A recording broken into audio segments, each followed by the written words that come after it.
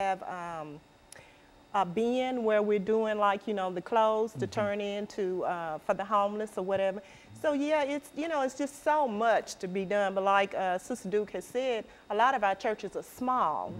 And it takes, us to work together in order to have a greater or bigger impact.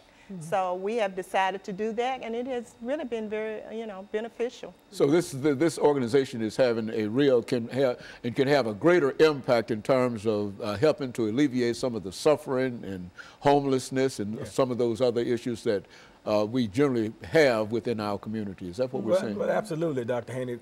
For example, she had made mention of it.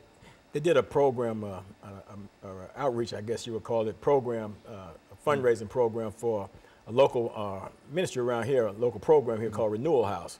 Renewal House caters to women and children who are on drugs and the like, and helping them make that transition. So they did a fundraiser, raising, Pampers and all that kind of stuff for that particular program. And it was a great program, but you know what was really excellent about that program was when Dr. Russell came in and did his piece, his PowerPoint presentation on child abuse and child abuse prevention and stuff. Learned so much in that setting right there. So so what they're doing, they're out here ministering, they're educating the people, and then they're going over into the disciples' villages, and they're serving and ministering to the elderly and having fun with them and playing the game, and just doing all that kind of stuff like that. And then that jail and bail. Boy, that was really fun. That was good. That little program, little show. I mean, it was really great. And it was awesome. But it helps to bring people together, and it's more than just a Sunday kind of thing, dealing with Christianity and et cetera. It's a sort of community kind of thing, and I understand. And the question I might raise here is, how did that belt drive go? You see, because it was extremely well. We understood that it was a school that they require uniforms. Well, belts are a part of the uniform, but in some communities, that's one of those things that we take for granted.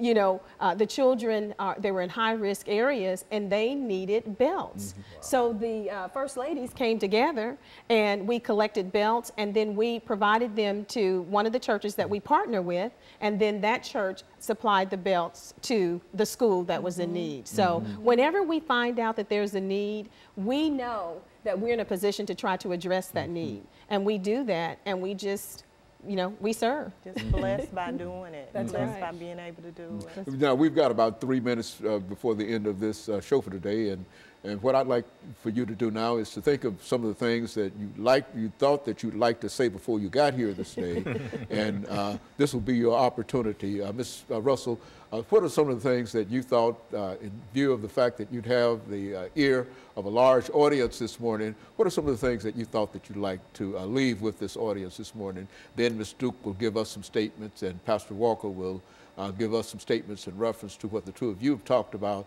and then we'll end it for the day.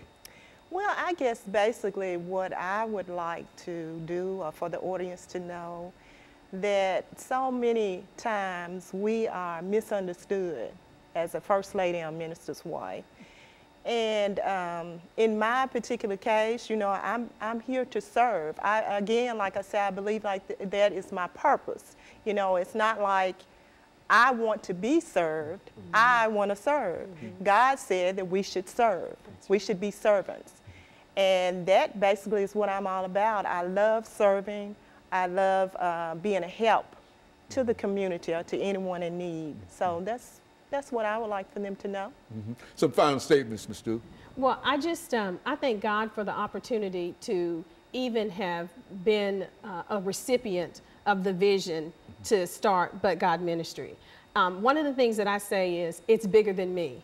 Even with that the vision, it would not have been successful unless women like Sister Russell and the 7 board members that we have, and unfortunately I can't call each of their names right now, but they know we love them. But the point is, our ministry, it's a 501c3. It can open up doors that wouldn't be open for just other nonprofit agencies. There's some validity behind what we're trying to do. If there was one thing that we could just get out there, is just to say, if there's a need, allow us to do that. As senior pastors' wives, as widows of past pastors, we want to serve, And we are in a community where there's a need, and we want to be able to address that need. And if some women that fall into that category are listening this morning, what would you say in terms of how they might be able to get in touch with you, your organization, and et cetera? Well, we actually have a website. It's www.butgodnetworkingforyou.com. And the number where we can be reached at, of course, is 615-300-2154. And anyone that's interested in being a part, whether it's serving, providing services, we are eligible for grants, but we're not getting them. So any donations to help our ministry continue to serve, we are welcoming anyone, any First Lady, any committed volunteers. We want them. Right. A final word in reference to the But God ministry, Pastor. The part that's been left out all throughout this thing, networking for you, because what they're doing, they're finding needs and they're filling them. They're networking, like with the belt drive. They got the belts together, gave them to a church that distributed to belts. So they network to meet those needs of people, like with Renewal House and the like. So and I would encourage pastors to encourage your wives to get in